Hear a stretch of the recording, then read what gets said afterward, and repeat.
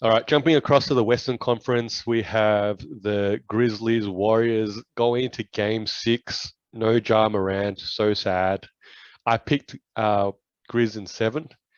This is could go to 7 still, but look, I'm pleased the Grizzlies came and blew out the Warriors at home obviously in Game 5 and didn't roll over. But I think Warriors going back home, okay, in front of the crowd, they they will win Game 6 is my pick, and I'm going to even say they must win Game 6.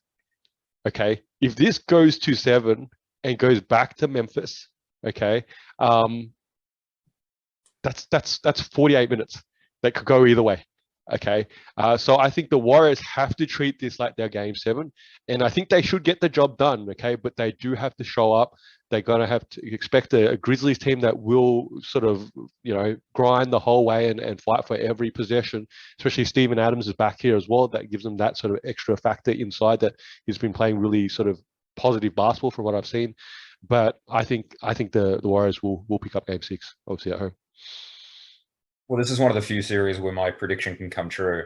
So yeah, obviously, I think Golden State should take out Game Six. I think, as we alluded to when we first predicted this, the experience is the big thing, and we look at Game One and Memphis, has a chance to win at the buzzer and doesn't, but there's errors that occur along the game where you shouldn't lose it. They take care of business in Game Two. They get absolutely thumped in Game Three, and that's obviously where the jar injury occurs. And then Game Four is really quite important because they had the lead, they were working into it, and Dylan Brooks has the hero ball of all hero ball games and absolutely throws it away for Memphis. Um, so Memphis has shown that they have the talent to be competitive here, and even with a bit more experience, potentially win the series by this point.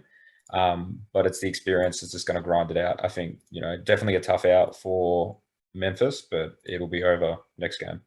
I think my prediction obviously was a healthy jar. And obviously Grizzlies in 7. And when he went down, and then it was confirmed he would be out at least. Well, they're saying playoffs, but at least this series, obviously, that that was a huge blow to the Grizzlies in that sense. And obviously they've been fairly successful without him. But I think like you sort of said, they were a layup away from potentially stealing Game 1.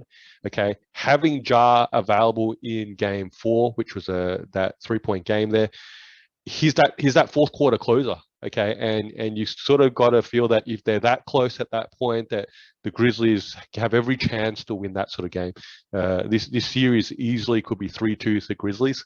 Okay, versus obviously 3-2 now going back to Warriors. But it is what it is. Injuries are what they are. But look, I guess we'll see what happens.